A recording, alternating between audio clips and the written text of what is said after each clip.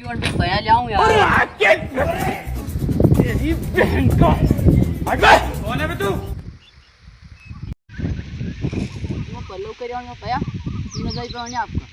પયા માંગવા આવી હતી ને માર ખેત માં ઉંબર પાડ્યા કયો તો અરે હા ऐसा ही ઈ કાઈ આંટ્યું કાઈ કર્યું થાયો ये खेत अल्टू असु कल्टू मी काय करा ગલડું કાઈ દૂસરા વાળા પેલા રામ પ્રસાદજી पे અંકાઈડ્યું તો શું કરજું થાય ઉંબર પાડ્યા ને કાલે આવી હતી હવે तो असु तो वे आया रियो था लक्षण वावी मेली देन में काई गोळा सर वावी मेल्या અરે ગોળા કાઈ વાર નેટુ મને દેખત કે કણી આંટ્યો શું યાર ખેત देखिए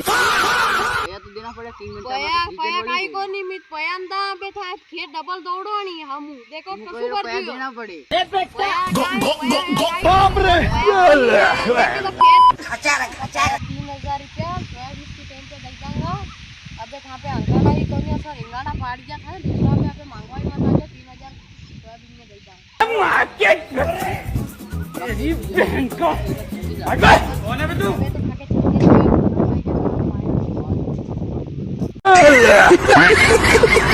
के